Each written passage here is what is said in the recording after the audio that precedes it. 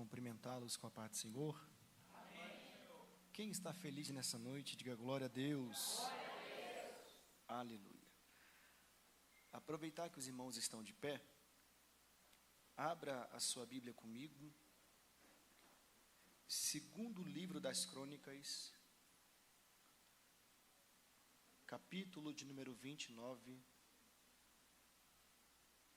versículo de número 19. Segundo livro das Crônicas, capítulo 29, versículo 19. Enquanto os irmãos procuram o texto, eu quero externar gratidão a Deus por mais essa oportunidade que Ele tem nos concedido de mais uma vez estar falando a respeito da sua santa e poderosa palavra. Louvo a Deus pela vida dos líderes desta casa. Eu só lembro de um, Apolo. Acertei? Deus abençoe. Obrigado por nos confiar o altar. Deus abençoe a vida do Raniel. Amém, glória a Deus. Davi, que nos fez o convite. Que Deus abençoe a vida de cada um dos irmãos nessa noite. Amém, queridos? Me acompanha nessa noite a minha esposa, essa baixinha aqui na frente, essa princesa, minha intercessora, e aquela que, se ninguém dá glória, ela é obrigada a dar glória, né? Que um glória puxa o outro e aí o fogo pega, né, irmãos? Que Deus abençoe a vida de cada um dos jovens. É um prazer imenso estar conhecendo essa igreja. É sempre bom conhecer mais uma parte do corpo do Senhor que vai morar no céu, né? E ver jovens aqui que deixaram o show do Whindersson Nunes de lado para vir para o culto, é bênção, né? Amém. Tem jovens ali que fizeram até uma carona, mas o Whindersson Nunes está em Brasília? Que Deus abençoe a vida de cada um de vocês. Amém, queridos?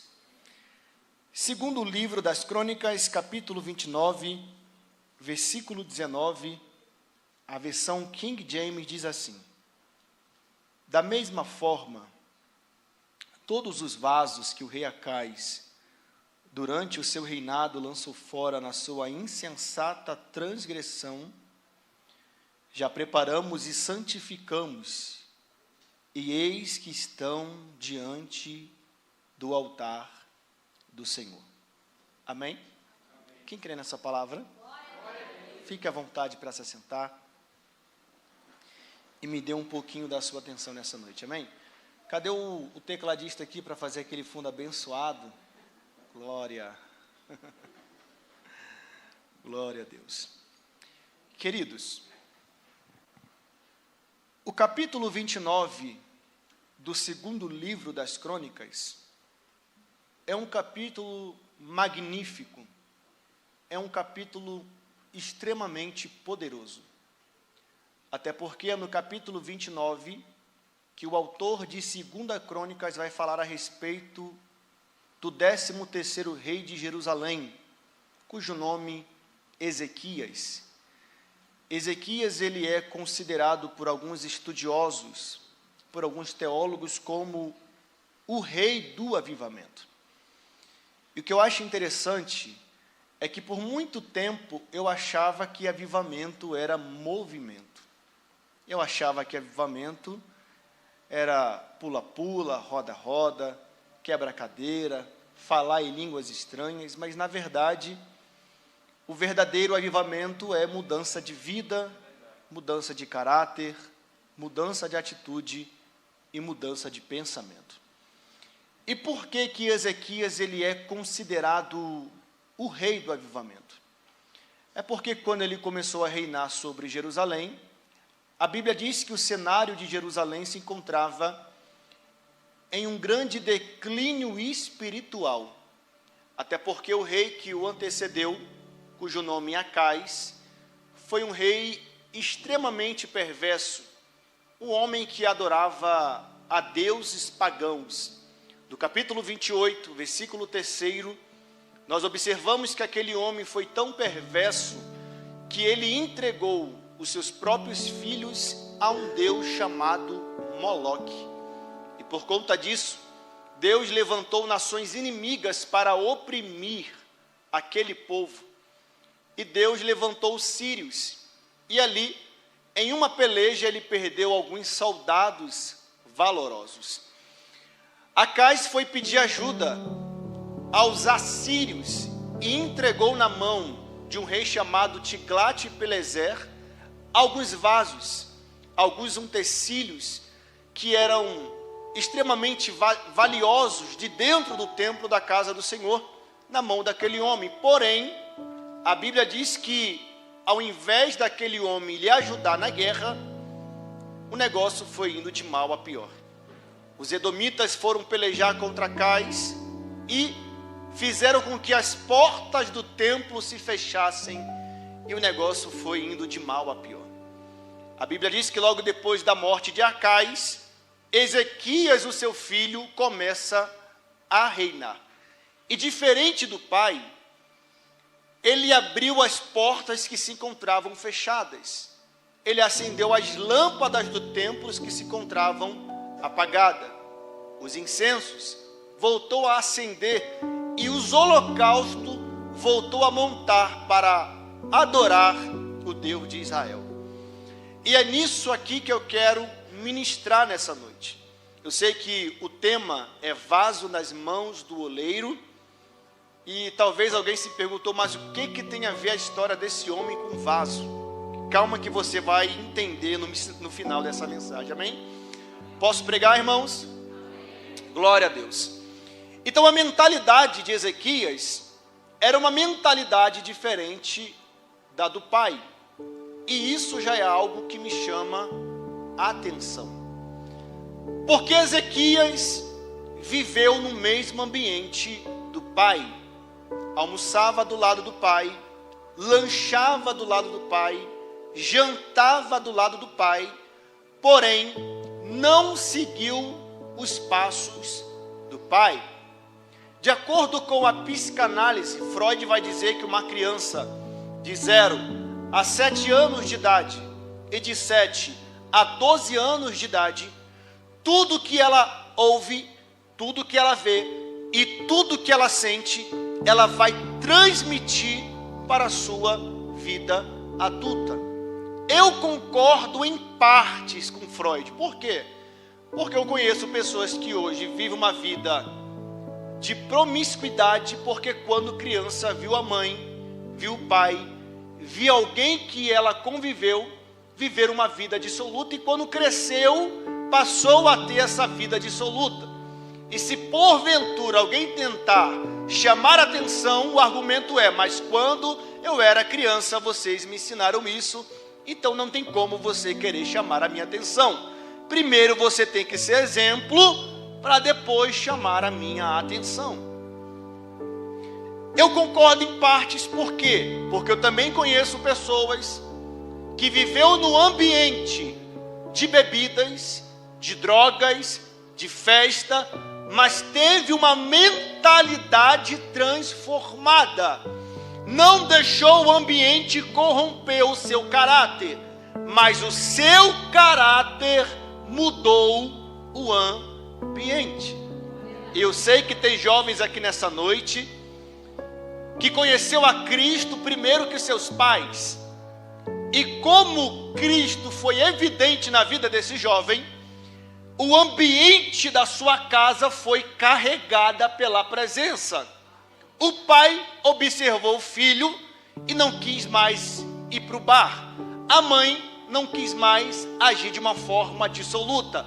Mas o filho, com o caráter de Cristo, trouxe a sua família para dentro da casa do pai. Então, Ezequias é um rei que tem a mentalidade diferente do pai.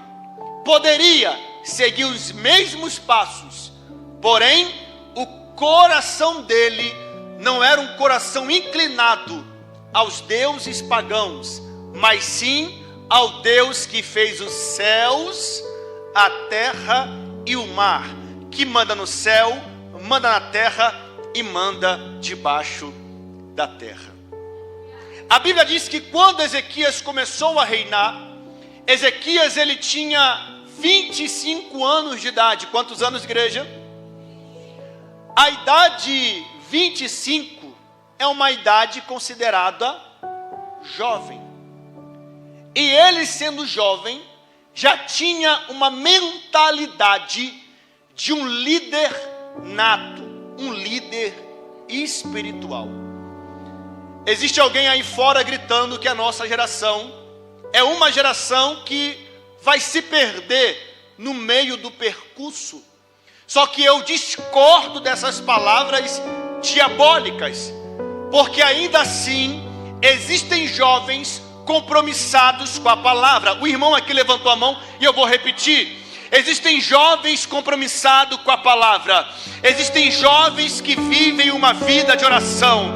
Existem jovens que ainda assim abnegam-se do café da manhã para viver uma vida de jejum diante da presença de Deus. E são esses jovens que Deus vai levantar no Valparaíso para trazer um grande avivamento sobre esse lugar. Você crê nisso? Glória a Deus. Então, Deus está levantando uma geração que vai trazer um avivamento para essa nação. É por isso que Salomão vai escrever no livro de Eclesiastes: lembra-te do teu Criador nos dias da tua velhice? Não.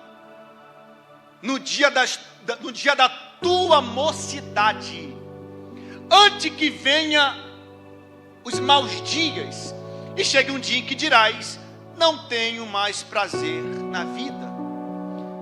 Quando Salomão vai escrever o livro de Eclesiastes, que é onde ele vai começar a escrever um monte de palavras como se fosse devaneios de um homem que era inteligentíssimo, só que por conta das mulheres que ele tinha, fez com que ele permitiu com que as mulheres levassem para dentro de Israel portes ídolos de deuses pagãos.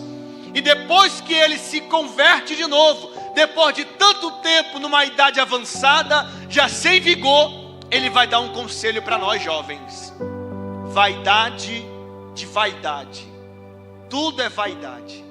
Há um tempo determinado para todas as coisas debaixo dos céus. Há um tempo de nascer, mas também há um tempo de morrer.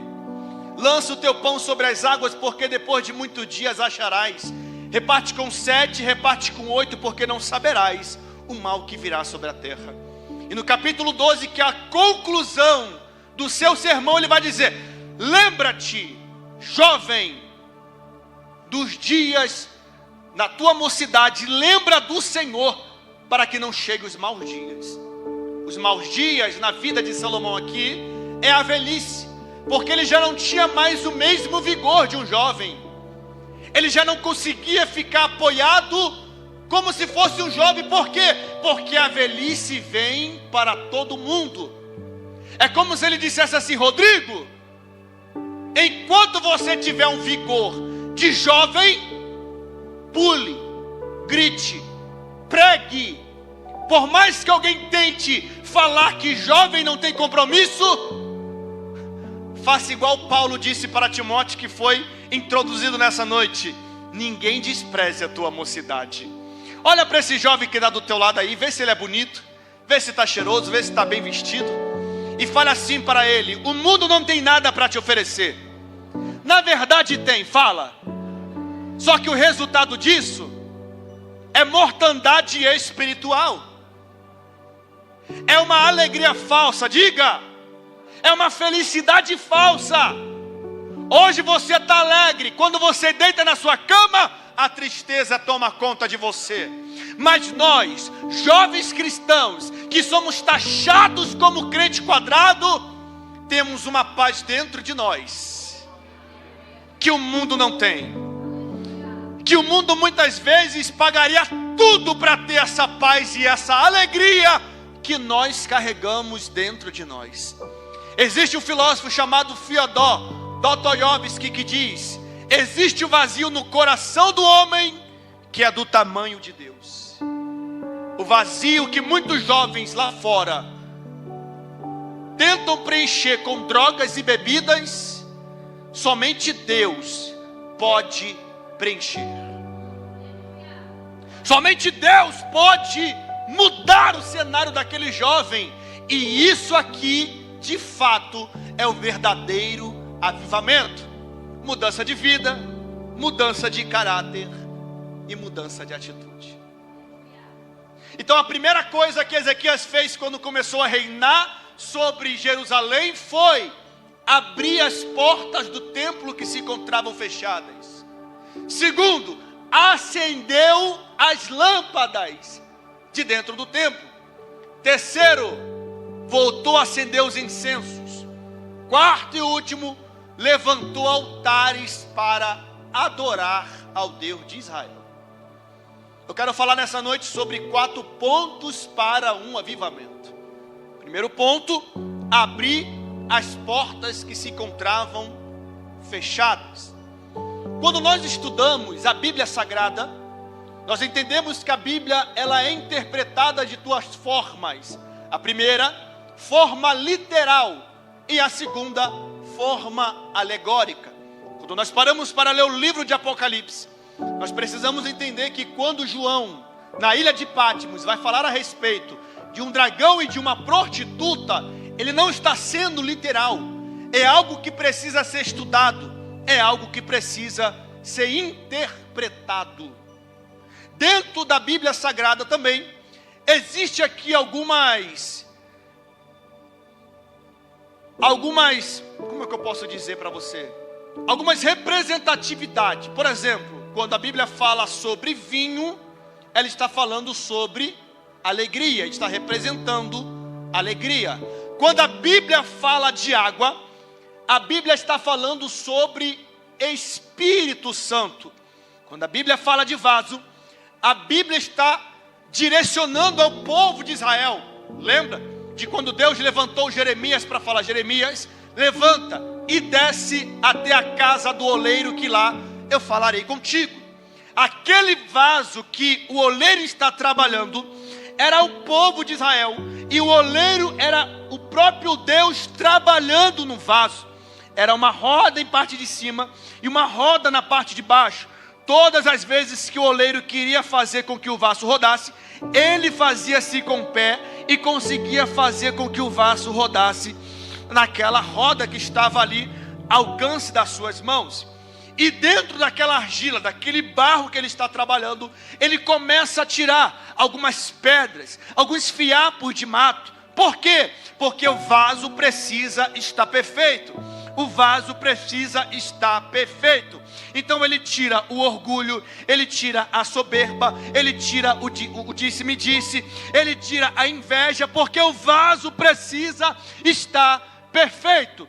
Em momento algum, o oleiro quebrou o vaso. A Bíblia diz que foi o vaso que se quebrou nas mãos do oleiro. Ou seja, nós somos os vasos e precisamos que o Senhor retire de nós orgulho, soberba, autoconfiança, para que o vaso venha estar perfeito. E quando o vaso está perfeito, o oleiro coloque dentro de nós pedras preciosas, aquilo que Paulo disse na sua carta aos Coríntios. A palavra pedras preciosas significa presença do Espírito Santo. Olha para essa pessoa que está do teu lado e diga assim para ela: Deus não vai derramar a presença dele em vasos quebrados. Ele vai trabalhar no vaso para depois derramar a presença dele. Vamos lá. Existem esses significados. E quando eu olho aqui para o capítulo 29 de 2 Crônicas, eu vejo que tem 4 coisas que precisam ser interpretadas, que são tipologias. A primeira coisa é porta. Quando a Bíblia fala de porta, a Bíblia está direcionando e nos fazendo entender que está falando a respeito de coração. Quem está comigo aqui? Deixa eu ver. Quando a Bíblia fala de porta, está falando sobre: eis que estou à porta e bato, e aquele que abrir, eu entrarei e cearei com. Quando a Bíblia fala de ceia, a Bíblia fala de intimidade, relacionamento. Você não vai se assentar com um estranho para almoçar. para lanchar, para jantar. Você se assenta porque você tem intimidade, você tem relacionamento. E quando você se assenta com o estranho, é impossível você ficar calado do lado dele.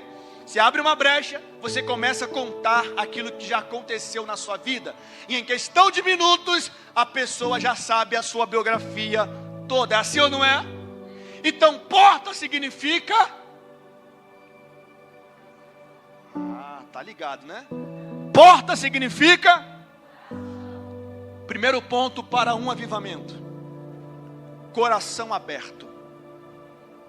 Porque o Espírito do Senhor só vai entrar no coração de alguém quando esse alguém, por livre e espontânea vontade, abrir para que o Espírito do Senhor entre e faça morada. Quando Ezequias abre a porta do templo, ele vai perceber que a porta, ou melhor, que o templo se encontrava extremamente escuro, em trevas. E quando ele vai acender as lâmpadas do ambiente, ele vai perceber que dentro do templo estava com algumas sujeiras, com algumas imundícias. E quando a Bíblia fala de sujeira, de imundícia, está se relacionando ao quê? Pecado. Repita comigo: pecado. Só que na escuridão é impossível você observar o ambiente sujo. Isso é tão verdade que no capítulo 15 do Evangelho de Lucas, a Bíblia diz que uma mulher perdeu uma dracma dentro de casa. Ela procurou e não encontrou. Até que ela vai acender o quê? A candeia, ou a lamparina, ou as luzes. A Bíblia diz que depois que ela acende as luzes, ela vai varrer a casa. Se está varrendo a casa, porque a casa estava.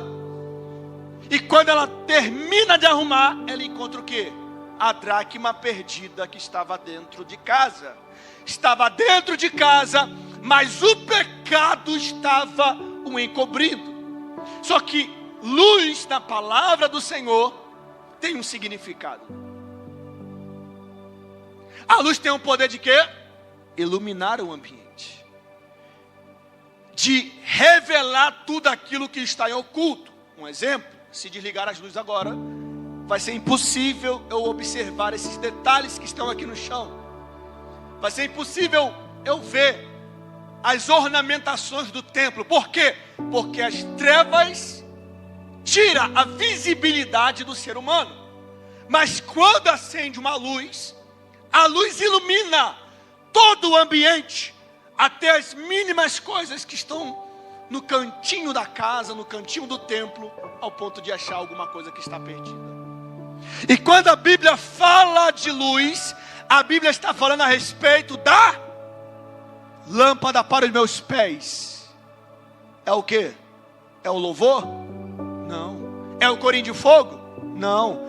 É o que, Rodrigo? Lâmpada para os meus pés é a tua palavra, e luz para os meus caminhos.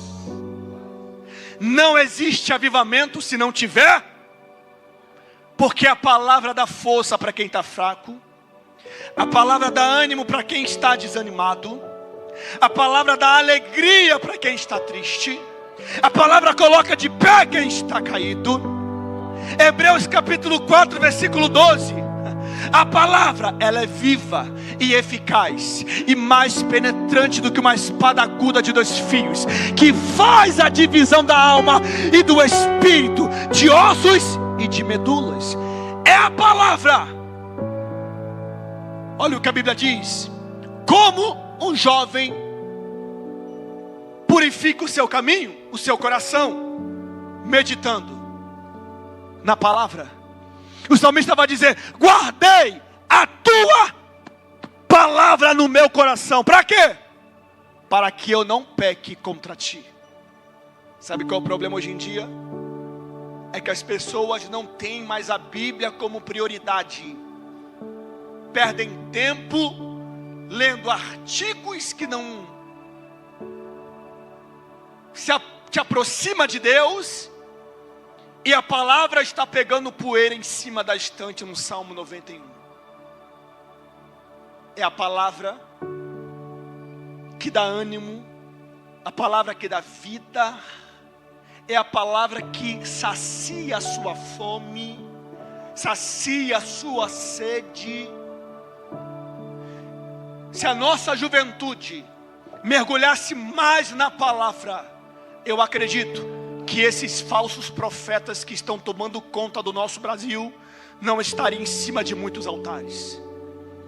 Mas é necessário que se cumpra a palavra de Deus.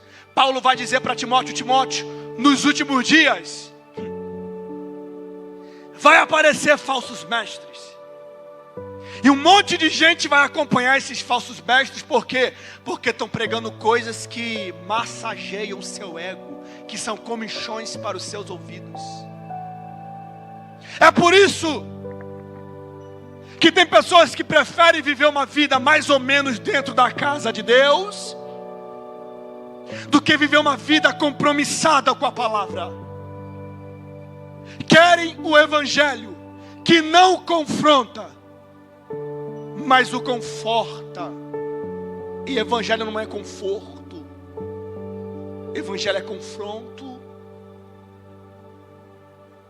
E tem gente por aí aplaudindo esses pregadores que dizem que você é o centro da vontade de Deus, que mesmo você mergulhado no pecado, continua desse jeito porque está certo. O importante é vir para o culto. Às vezes eu fico olhando aqui no meu Instagram e eu vejo algumas pessoas que acabaram de se batizar, se batiza no sábado, no domingo está na festa. Que evangelho é esse? Vai para o culto na quarta e no sábado está bebendo cerveja. Que negócio é esse? Isso não é avivamento. Isso é emoção. Emoção. E Deus não trabalha com pessoas emocionadas. Deus trabalha com pessoas racionais.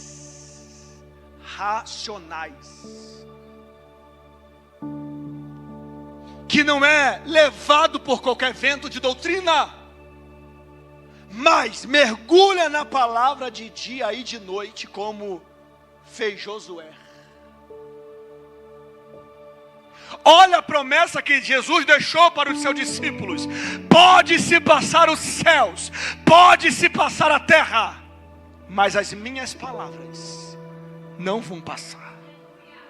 Porque você acha que Satanás, ele quer tirar a Bíblia de dentro das nossas universidades?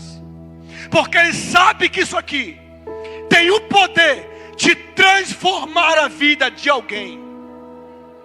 Porque você acha que antes de você vir para o culto hoje, você sentiu uma dor de cabeça, um mal-estar? Porque Satanás sabia que você colocando o pé nesse lugar, você estava sujeito a ouvir uma palavra que podia mudar a sua vida. Palavra é fundamental. Se você ir para um lugar aonde existem multidões e multidões de pessoas, mas não existe palavra sendo pregada, esse não é o lugar para você estar. Não.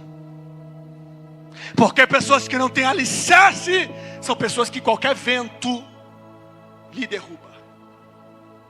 Eu costumo dizer que nós cristãos somos igual o bambu. Antes do bambu crescer para cima, primeiramente ele cria raízes. E da mesma medida que ele vai para cima, ele vai para baixo. Quando vem um vendaval, o bambu até se enverga todo, mas quando passa o vendaval, ele volta para a sua postura. Cristão que tem palavra é um cristão que tem alicerce. Pode vir vento que for, ele não para. Pode vir tempestade que vier, ela não para. Podem falar mal, podem fazer fofoca, podem puxar tapete. Crente alicerçado na rocha não desiste por qualquer coisa. Não desiste. Agora, se você conhecer alguém que desistiu por causa de uma fofoca, esse alguém nunca teve um encontro verdadeiro com Deus. Porque só do fato de nós aceitarmos a Cristo, nós estamos sujeitos a ser perseguidos. Não por pessoas de carne e de sangue, não, mas pelo mundo das trevas. Porque a nossa guerra não é contra carne e sangue, mas é contra principados e potestades da maldade. Segundo, as luzes. Terceiro, incenso. Incenso na Bíblia significa oração. O salmista vai dizer assim: que as minhas orações subam como incenso diante das suas narinas. Aqui está duas coisas que o crente precisa exercer na sua vida diariamente: viver uma vida de oração e viver uma vida baseada na palavra. Uma certa feita fizeram uma pergunta para um grande escritor bem conhecido, eu acredito que você conheça. O nome dele é C.S. Lewis. Alguém já ouviu falar? A pergunta foi: o que é mais importante na vida de um crente, na vida de um cristão? A palavra ou a oração? Ele parou para responder, e a resposta que ele deu foi uma pergunta para quem perguntou para ele: o que é importante para um passarinho voar? A asa direita ou a asa esquerda? O passarinho precisa das duas asas para voar. Assim também somos nós, jovens. Precisamos de palavra, porque quando nós abrimos a palavra é Deus falando conosco. Mas quando nós dobramos o nosso joelho, é nós conversando com Deus. Olha para esse irmão que está do teu lado aí. Pergunte para ele se você meditou na palavra hoje. Você tirou um momento com Deus hoje? Ou você só ora e lê a palavra quando o pregador pede para você levantar, orar, ou quando você abre a Bíblia para ler na igreja? É por isso que existem muitos casos de jovens hoje sem identidade. Porque uma das coisas que Satanás ele quer fazer com alguns jovens é tirar a identidade dele. Hoje, a estratégia de Satanás não é te tirar daqui de dentro, você sabia? É te matar aqui dentro. É roubar a sua identidade dentro da casa do Pai. Alguém já ouviu falar sobre Adoni-Bezeque? Adoni-Bezeque foi um rei que perseguiu várias vezes o povo de Deus. Juízes capítulo 1. A estratégia de Adoni-Bezeque era cortar o polegar das mãos e o polegar dos pés. Sabe por quê? Porque naquela época o povo usava espada para a guerra. A nossa Bíblia é a nossa espada. Hebreus capítulo 4, versículo 12. E para tirar a firmeza da espada, Adoni-Bezeque, que é uma personificação de Satanás, ele cortou o polegar, para que a pessoa não tenha mais a firmeza de segurar a espada. Roubou a identidade. Dos pés, por quê? Porque não tem mais apoio. Como é que alguém que não tem um dedão do pé vai conseguir correr do inimigo? Estratégia. Satanás quer roubar a identidade de jovens. Mas tem um pai que quando recebe um filho de volta, a primeira coisa, muito obrigado, Alma, a primeira coisa que o pai faz, no capítulo 15 do Evangelho de Lucas, é entregar para o filho vestimenta. Porque vestimenta é identidade. Não se perca na sua identidade, jovem. Deus não te chamou para você ficar prostrado. Deus não te chamou para você ficar acreditando em relacionamentos e que você acha que esse relacionamento poderia preencher alguma coisa dentro de você. Deus te chamou para você se posicionar. Bate no peito assim e fale: Deus não me chamou para ser cauda. Deus me chamou para ser cabeça. Eu vou encerrar agora. Quarto, holocausto. Quando a Bíblia fala de holocausto, a Bíblia fala de oração. Todas as vezes que Abraão saía de uma terra para outra, ele levantava um holocausto em forma de adoração. A palavra adoração no dicionário significa presta culto a uma divindade. Você está vendo como as coisas elas vão se encaixando? Para a gente chegar a adorar a Deus, precisamos deixar com que a palavra penetre o nosso coração, tira toda a imundícia, e aí temos a liberdade para adorar a Deus sem nenhum tipo de acusação. Avivamento. Repita comigo: avivamento. O que é avivamento, Rodrigo? É trazer à vida aquilo que estava morto. E aqui que eu quero aplicar na vida de vocês. Porque para purificar o templo, eles estavam limpando por 16 dias. Repita comigo: 16 dias. Limparam, purificaram, tiraram toda a imundícia do oculto. Quando terminaram de fazer a purificação, e a Bíblia diz que eles começaram da parte interna, porque todo avivamento não começa na parte exterior, começa da parte de dentro, que vai refletir do lado de fora. Pegaram toda a imundícia e lançaram no ribeiro de Cedron. Ribeiro de Cedron significa Espírito Santo, porque era um ribeiro com águas correntes, jogando a imundícia nas águas correntes.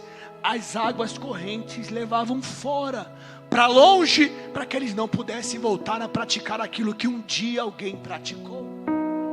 Avivamento. No 16º dia, foram na casa de Ezequias, de madrugada. E quando chegaram na casa de Ezequias, informaram para Ezequias que eles haviam purificado tudo. Estava tudo ornamentado dentro de casa. Até que alguém olhou para Ezequias e disse: Ezequias, você lembra dos vasos que o teu pai, na sua insensata transgressão, lançou fora? Ezequias fala: sim, eu lembro. E aí? Então, nós purificamos, santificamos e trouxemos para o altar, para um lugar de onde jamais deveria ter saído. Quem é vaso aqui? Deixa eu ver. Nós somos vasos.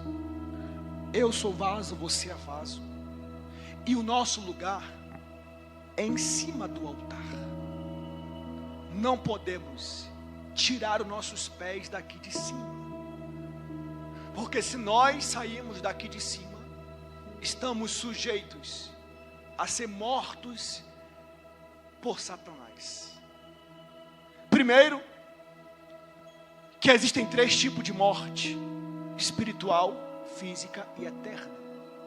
Às vezes, alguém que sai daqui é porque morreu há muito tempo. E sabe por quê? Por causa de uma liderança que não tinha uma visão de avivamento. Porque uma liderança cega, ela é especialista em transformar os seus liderados cegos também. Ao invés de acolher, está lançando fora. Ao invés de ajudar, está matando os ministérios. Só que agora, quem está reinando é alguém que tem visão. É alguém que tem um pensamento de avivamento. E o resultado de um avivamento é trazer o vaso para cima do altar. Se coloca de pé.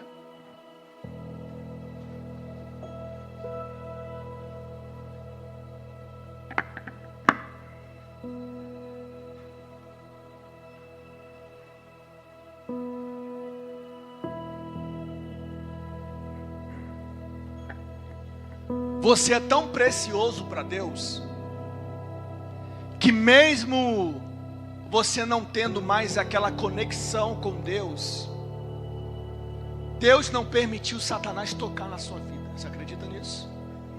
Mesmo você já não exercendo o ministério, e Satanás querendo rodear a sua mente para tentar ceifar a tua vida, Deus não permitiu.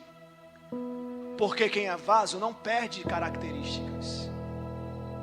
Isso é tão verdade, que no capítulo 6 do livro do profeta Daniel, quando Belsazar começou a reinar sobre Babilônia, ele preparou uma festa muito bonita para comemorar o seu reinado.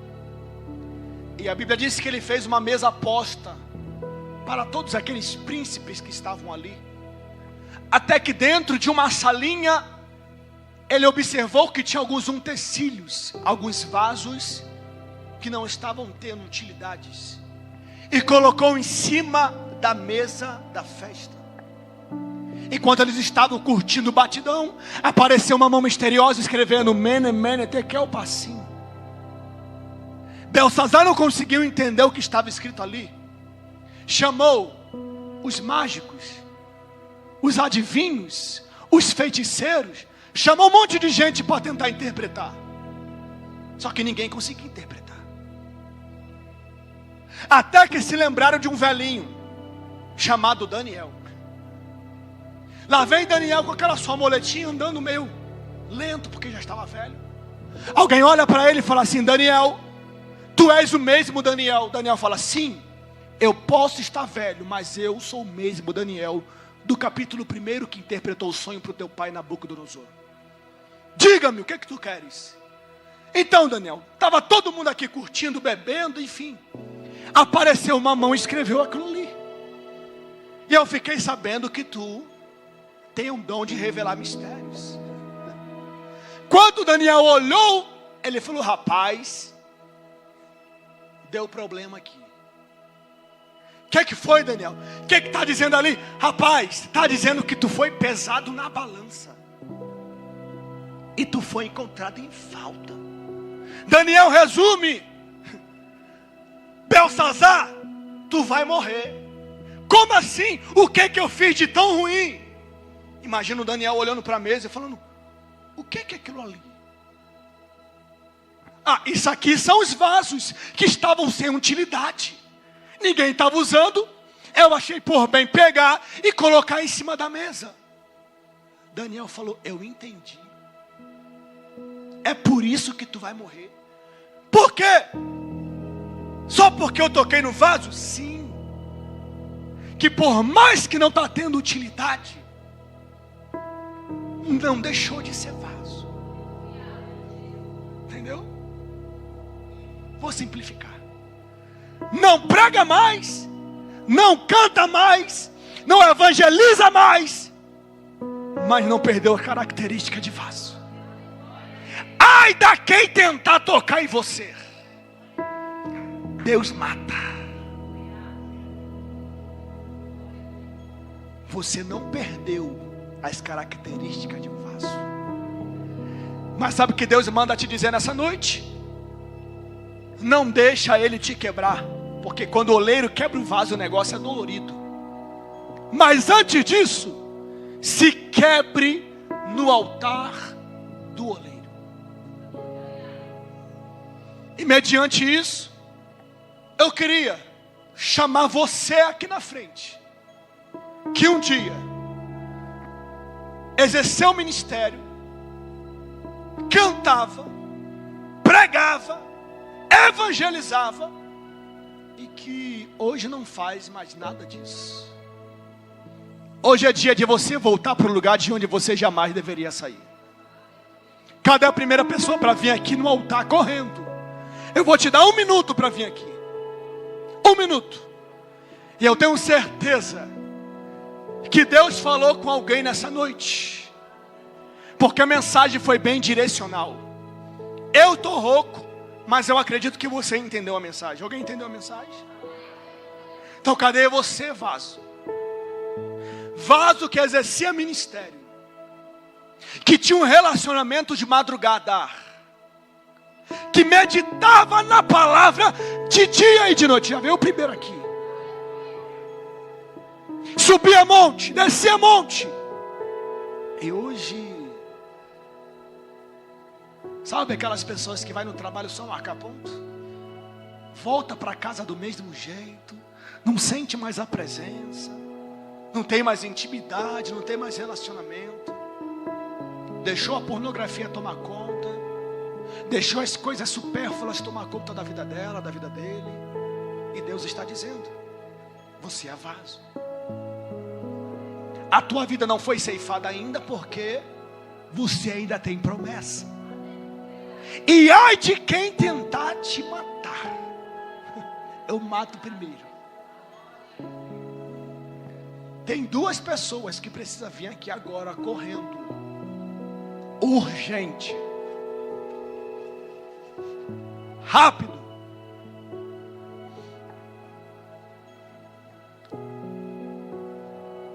Você é vaso. Aragassuri bandacalabra sai. Vem mais para frente, vem mais para frente. Na verdade, me permita, Raniel, né? Raniel? Eu queria chamar vocês aqui em cima do altar. Se alguém puder tirar esse púlpito aqui.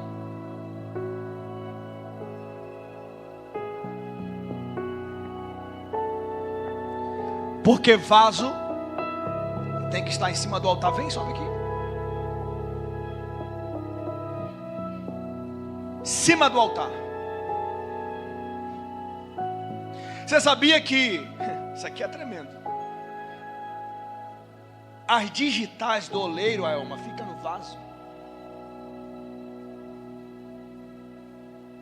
Está trabalhando no vaso e a digital do oleiro está no vaso, ó. Aí Paulo vai escrever uma carta. Eu carrego em mim o quê? As marcas de Cristo. Em você existe a marca de Cristo. Já foi selado. Aqueles que já foram selados não tem nem como se desviar, porque nem para desviar presta. Sabia disso? Tem uma história que eu gosto de contar de um rapaz que foi para outra cidade acabar com a vida dele. Era pastor de uma igreja. E sabe como que é a vida de pastor? A gente estava conhecendo isso lá dentro, né? Cuidar de pessoas é difícil. Misericórdia. E o camarada falou: hoje eu acabo com o meu ministério, eu vou embora para outra cidade, e no primeiro boteco que eu ver, eu vou entrar e vou acabar com a minha vida. Quando ele chegou lá, veio uma moça correndo diante dele, abraçando e chorando, dizendo: pastor, tu veio me buscar. Ele olhou para ela e falou assim: mas menina, o que você está fazendo aqui? Pastor, deixa eu te dizer, minha mãe me chamava para ir para a igreja toda vez, só que eu falei: não vou para essa igreja. Eu só vou se esse pastorzinho aí e me buscar lá onde eu trabalho. O cara que queria se afastar desistiu na hora e ainda conseguiu trazer a menina que estava perdida. Meu Deus do céu. Nem para desviar tu presta. Vaso, você não perdeu a identidade. Somos vasos. Quem é vaso aqui? Deixa eu ver. Amém?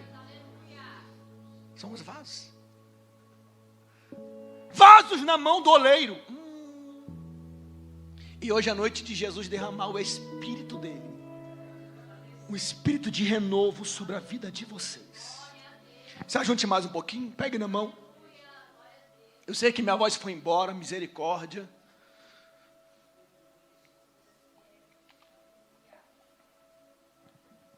Estenda sua mão para cá. Tem mais alguém aí no meio, vaso, que está com a perna presa aí no banco e não quer vir para cá de jeito nenhum?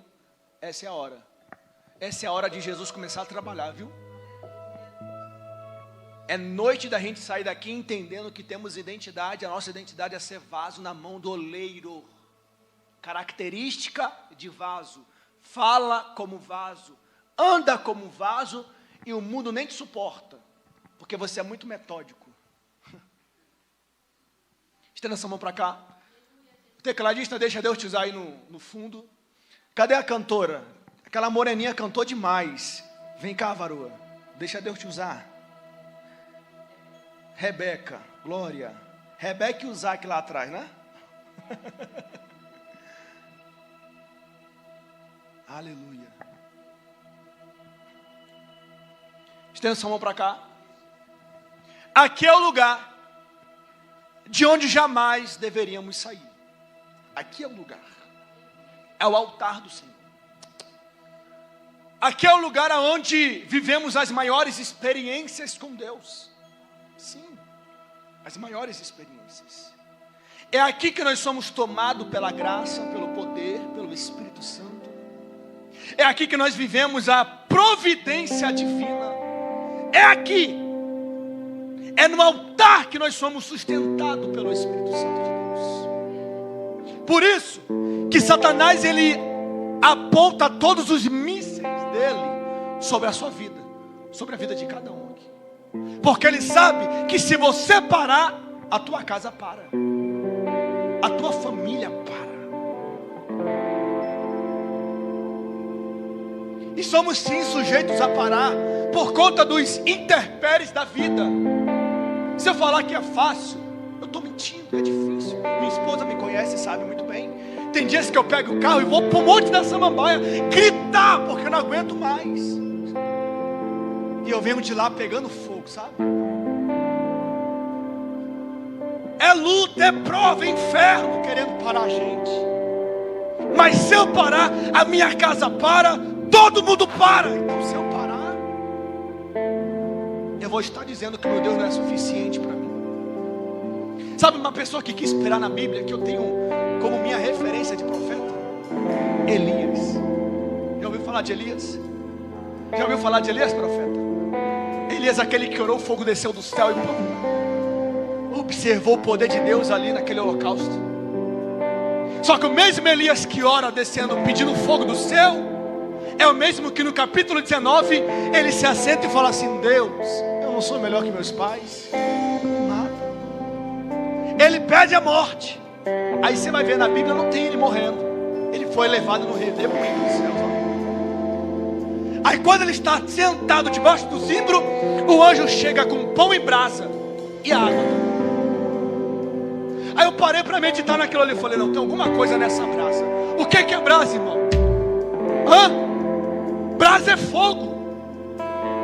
Era Deus falando no detalhe com Elias: Elias, tu quer parar, mas o teu lugar não é ficar parado. Eu trouxe essa brasa para te lembrar do capítulo 18.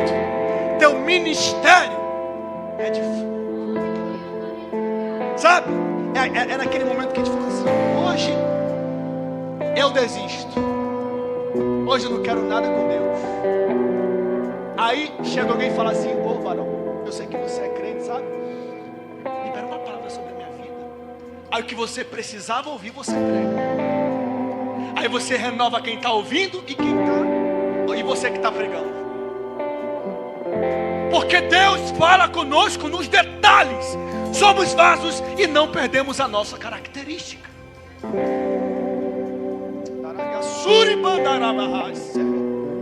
Feche seus olhos nessa noite. Os que estão aqui na frente. Eu quero orar em posição de mão sobre a vida de vocês.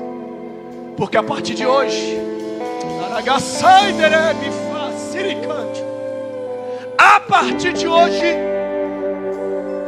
a partir de hoje é dia de novas experiências.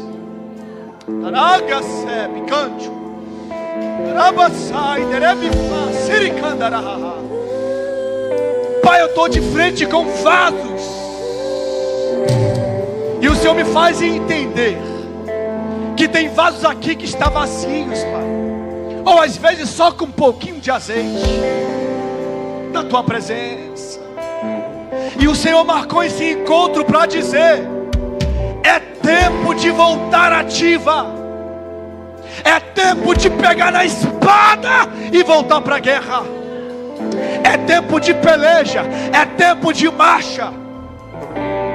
Porque enquanto você marcha, enquanto você busca, eu guardo a família, eu não deixo faltar o cereal, eu protejo, eu livro.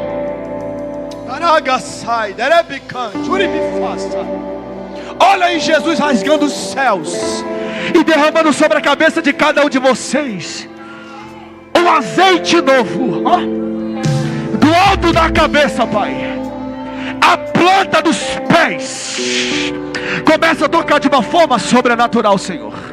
Porque o Senhor conhece o pensamento desse jovem, o Senhor conhece o deitar e o levantar dele. Espírito Santo da verdade, e o Senhor manda dizer para ele: não tem para onde fugir. Se tu fugires mais altos céus, lá eu estou. E se tu desceres os mais profundos abismos, lá também eu vou estar. Tem característica, anda como um vaso. É por isso, jovem, que Satanás tem tentado colocar uma complexidade dentro dessa cabeça aqui. Só que Deus manda te dizer: eu entro na tua faculdade intelectual, porque é necessário eu te revelar. Abre a saída, que ele me faça. Te revelar o mais profundo, sabe? Eu te via como vestido com uma roupa de autoridade, uma espada e um escudo na sua mão. E eu perguntei: Deus, o que é isso? E Deus me falou: diga para ele que eu levantei como soldado, eu levantei como guerreiro. E Deus manda citar para você o Salmo 18, verso 39. Deste-me poder para a batalha, e nenhum dos meus inimigos prevaleceram contra mim. Olham e diz: não vai conseguir, não vai chegar. Mas Deus manda dizer: vai chegar sim, porque foi eu que chamei. Antes que fosse gerado, antes que saísse da madre, eu coloquei nesse coração aqui, ó. Ninguém para, ninguém coloca o ponto final. Podem colocar um ponto e uma vírgula, sabe? Separação. Só que eu dou continuidade. Eu te renovo agora, do alto da cabeça à planta dos pés. Espírito Santo da verdade, da mesma graça. A essência da adoração, e a essência és tu. A essência és tu, Jesus. Me perdoa pelo que eu fiz dela. Quanto a essência és tu. A essência és tu, Jesus. Estou voltando. A essência da adoração, e a essência és tu. A essência és tu, Jesus. Aleluia. Me perdoa pelo que eu fiz dela. Pois a essência és tu. Eu vou terminar agora e vou entregar o microfone. Eu quero orar por essas vidas aqui. Isso, jovem, chora mesmo. Deixa Jesus lavar a tua alma. Isso. Espírito Santo da verdade, eu sei, Senhor, que tu nunca esqueceste de nós. Somos nós que somos negligentes com a tua presença. Mas nessa noite, dia 28, né? Dia 28 de junho de 2025, tu marcou encontro com esses 4 jovens aqui na frente. E a minha oração, Senhor Deus, é que o Senhor venha trabalhar no vaso, Senhor, de uma forma sobrenatural. Pai, derrama do teu poder, derrama da tua unção, derrama da tua autoridade, derrama da tua ousadia, Pai, sobre a vida deles. Porque eu sei que Satanás, a partir de hoje, vai se levantar de uma forma triplicada. Mas o Senhor vai dar sabedoria, vai dar inteligência, para que eles possam suportar o trabalhar de Satanás contra a vida deles. São vasos. Vasos não perdem identidade. Pode estar até sem utilidade, mas não deixou de ser vaso. Pai, toca no coração dessa jovem, porque eu sei, Senhor, e o Senhor me falaste nessa noite, que o Espírito queria trabalhar na mente dela, para colocar uma complexidade. Satanás queria colocar uma complexidade queria colocar algo dentro do coração dessa jovem, ao ponto de ela olhar no espelho e não se reconhecer mais. Só que Jesus manda te dizer nessa noite: eu destrono tudo aquilo que Satanás tem projetado, que Satanás tem planejado contra a tua vida. Te chamei como levita, te chamei como pregadora, te chamei como missionária, te chamei como coluna da tua casa. É por isso que Satanás tem se levantado para parar, mas as portas do inferno não vai prevalecer contra a vida da sua. Não vai, Jesus, olha aí, ó. Olha aí essas lágrimas descendo e o Espírito Santo colhendo. Isso, eu sei que você está com vontade de gritar. Deixa, entala isso aí. Deixa Jesus te pegar, porque é necessário. Olha como eu renovo, olha como eu encho o vaso. Hoje é um dia de renovar. Hoje é um dia de novas histórias e coisas grandes farei na tua vida.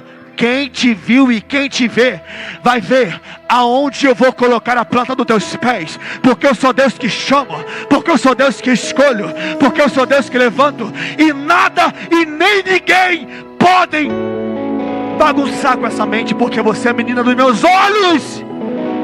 Nada. Então receba esse renovo agora. Receba esse renovo agora.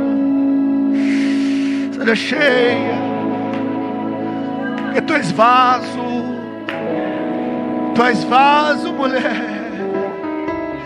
Arabra sebe cante, uribi faça.